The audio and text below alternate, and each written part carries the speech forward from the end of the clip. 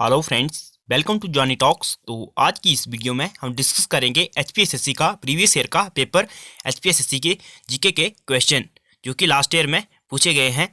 तो दोस्तों, आज की इस वीडियो में हम हिस्ट्री, जियोग्राफी, पॉलिटी और इकोनॉमिक्स से संबंधित प्रश्न डिस्कस करने जा रहे हैं, जो कि आपके सभी कॉम्पिटिटिव एग्जाम, हिमाचल के सभी कॉम्पिटिटिव एग्जाम के लिए काफ़ी हेल्पफुल होंगे। तो दोस्तों, चलिए शुरू करते हैं पहले प्रश्न से। पहला प्रश्न है, the seals found at Indus valley sites are made of.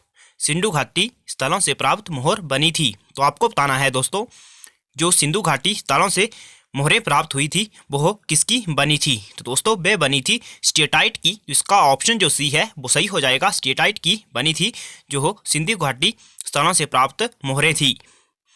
अगला प्रश्न है, the philosophy propounded in the Upanishad is known as. Upanishad में प्रतिपादित दर्शन है। तो दोस्तों, उपनिषद में जो प्रतिपादित दर्शन है वो है वेदांत। तो इसका ऑप्शन बी जो है वो सही हो जाएगा, वेदांत।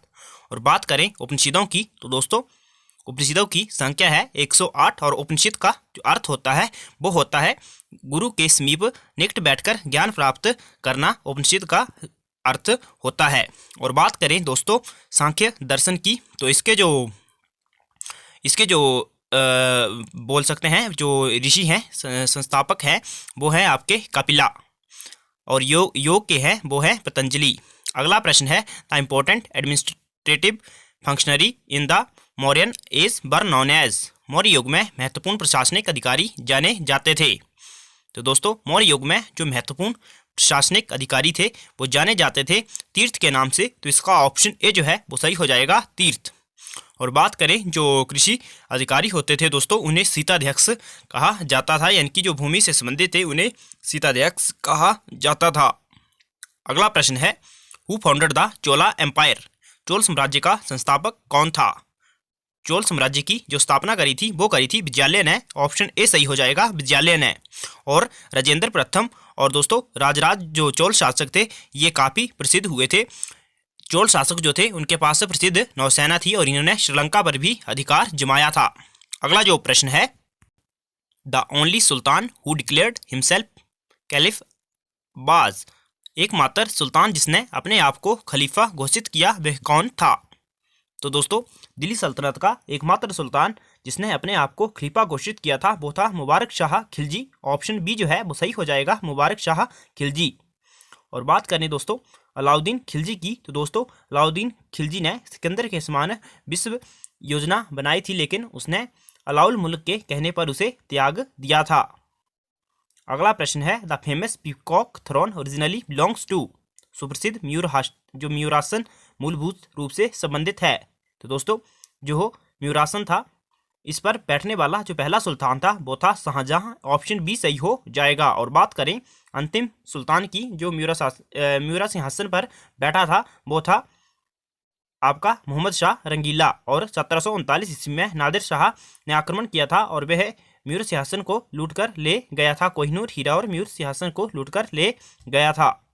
अगला जो प्रश्न है, Tipu Sultan was finally defeated at hands of. Tipu Sultan आखिर में किसके हाथों पराजित हुए। तो ये पराजित हुए थे लॉर्ड वेल्लेस्ली से। ऑप्शन बी सही हो जाएगा, 1799 में। और दोस्तों, जो लॉर्ड वेल्लेस्ली थे इन्होंने सहायक संधि भी शुरू करी थी। और जो जॉन शोर है इन्होंने हस्तक्षेप की नीति अपनाई थी। अगला प्रश्न है, द प्रार्थना समाज वाज एस्टैब्लिश्ड बाय। प्रार्थना समाज की स्थापना की थी। तो दोस्तों, प्रार्थना समाज की जो स्थापना करी गई थी वो करी गई थी आत्माराम पांडुरंग के द्वारा 1867 में। ऑप्शन सी जो है वो सही हो जाएगा।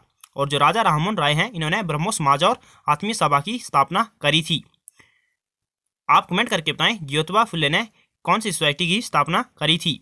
अगला प्रश्न है, block mountains have originated as a result of. इसके परिणाम स्वरूप ब्लॉक माउंटेन का निर्माण हुआ। तो दोस्तों, जो ब्लॉक माउंटेन है इसका निर्माण हुआ था फॉल्टिंग से, यानी कि भ्रंशन से। तो इसका ऑप्शन जो बी है वो सही हो जाएगा। आप कमेंट करके बताएं जो हिमालय पर्वत है दोस्तों वो किस तरह के पर्वत का उदाहरण है। अगला प्रश्न है, horizontal movement of air is called. हवा की क्षैतिज चाल कहलाती है। तो हवा की जो क्षैतिज चाल है horizontal movement of air is called wind. Option A सही हो जाएगा, पवन कहलाती है। दोस्तों, हम ये जो डिस्कस कर रहे हैं एचपीएसएससी के प्रीवियस ईयर के प्रश्न हैं। अगला प्रश्न है, the largest island in the Indian ocean is, Hind महासागर में सबसे बड़ा द्वीप है। तो सबसे बड़ा जो द्वीप है हिंद महासागर का वो है मेडागास्कर। ऑप्शन डी सही हो जाएगा। ये अफ्रीका महाद्वीप के नज़दीक है। सुमात्रा जो द्वीप है दोस्तों ये है इंडोनेशिया में। अगला प्रश्न है which is not a green house gas, इनमें कौन सी हरित गैस नहीं है। तो दोस्तों जो ग्रीन हाउस गैस नहीं है इसमें नाइट्रोजन सही हो जाएगा, बाकी मीथेन, कार्बन डाइऑक्साइड और क्लोरोफ्लोरोकार्बन जो है ये ग्रीन हाउस गैसेज हैं। अगला प्रश्न है which of the following is structurally the most stable region, निम्न में से कौन सा संरचनात्मक तौर पर सबसे स्थायी क्षेत्र है।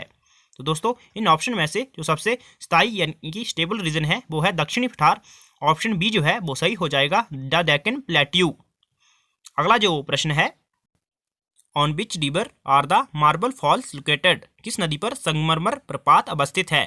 तो दोस्तों जो संगमरमर प्रपात है ये अवस्थित है नर्मदा नदी पर। ऑप्शन सी सही हो जाएगा। और जो संगमरमर प्रपात है इसको धुआंधार जलप्रपात भी कहा जाता है। और ये है दोस्तों जो आपकी मध्य प्रदेश है, मध्य प्रदेश जो स्टेट है वहाँ पर है संगमरमर जलप्रपात। अगला प्रश्न है ए body falling freely under the action of gravity has, गुरुत्वाकर्षण के प्रभाव के भीतर मुक्त पीड़न होता है। ये होता है दोस्तों नो वेट यानी कि बिना भार का। तो ऑप्शन ए सही हो जाएगा, a body falling freely under the action of gravity has no weight. Option A correct हो जाएगा। अगला प्रश्न है the friction in a flowing fluid is called, प्रवाहित तरल में घर्षण कहलाता है। तो the friction in a flowing fluid is called viscosity. Option C सही हो जाएगा। और बात करें विस्कोसिटी की सीजीएस यूनिट की तो दोस्तों वो है आपका पोइज। अगला जो प्रश्न है वाटर इज ए को बताना है दोस्तों जल जो है वो क्या है, लीनियर कंपाउंड है, पोलर कंपाउंड है, नॉन पोलर कंपाउंड है या फिर इलेक्ट्रोवैलेंट कंपाउंड है।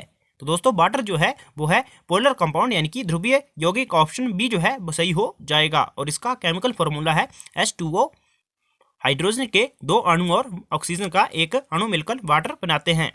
अगला प्रश्न है 95% एथेनॉल इज कॉल्ड, 95% एथेनॉल को कहा जाता है। तो दोस्तों 95% जो एथेनॉल होता है उसको रेक्टिफाइड स्प्रिट कहा जाता है यानी कि संशोधित स्प्रिट। तो इसका ऑप्शन ए जो है वो सही हो जाएगा। 90% एथेनॉल को रेक्टिफाइड स्प्रिट कहा जाता है। ऑप्शन ए सही हो जाएगा। अगला प्रश्न है from where we borrowed the parliamentary form of government, हमने सरकार का संसदीय स्वरूप कहाँ से ग्रहण किया है। दोस्तों भारतीय संविधान में जो संसदीय स्वरूप है वो लिया गया है ब्रिटेन के संविधान से। ऑप्शन सी जो है वो सही हो जाएगा। और डायरेक्टिव प्रिंसिपल जो हैं वो लिए गए हैं आयरलैंड के संविधान से और मौलिक कर्तव्य रूस के संविधान से। अगला प्रश्न है what type of writ is not issued under the Indian constitution, भारतीय संविधान के तहत कौन सी याचिका नहीं जारी की जा सकती। तो दोस्तों मैंडेमस, प्रोहिबिशन और सैनिटरी जो है यह जारी की जा सकती हैं, लेकिन इंजेक्शन जो है ये रिट नहीं है। इसका ऑप्शन ए जो है वो सही हो जाएगा। जो सुप्रीम कोर्ट है आर्टिकल 32 के तहत 5 रिट जारी करता है। अगला प्रश्न है who administer the oath of the office to the president, राष्ट्रपति को पद की शपथ कौन दिलवाता है।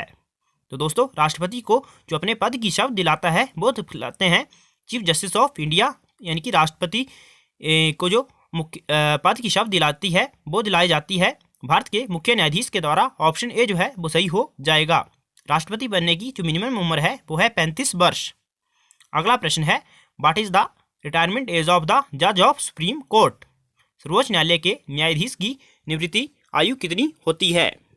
तो दोस्तों सर्वोच्च न्यायालय के जो न्यायाधीश हैं उनकी जो सेवानिवृत्ति आयु है वो है 65 वर्ष। तो ऑप्शन सी जो है वो सही हो जाएगा। और बात करें हाईकोर्ट जजेस की तो उनकी है 62 वर्ष। अगला प्रश्न है the purpose of devaluation is to, अवमूल्यन का उद्देश्य है। दोस्तों अवमूल्यन जो है इसका जो पर्पज है वो है एनकरेज एक्सपोर्ट। तो इसका ऑप्शन ए जो है वो सही हो जाएगा, निर्यात को बढ़ावा देना। अगला प्रश्न है दोस्तों आप कमेंट करके बताएं भारत में पहली बार डिवैल्यूएशन कब हुई थी। अगला प्रश्न है कैपिटल मार्केट रेगुलेटर इज, पूंजी बाजार का नियमन करता है। दोस्तों पूंजी बाजार का नियमन करता है सेबी। ऑप्शन सी जो है वो सही हो जाएगा, security exchange board of India. इसकी स्थापना 1992 में करी गई थी।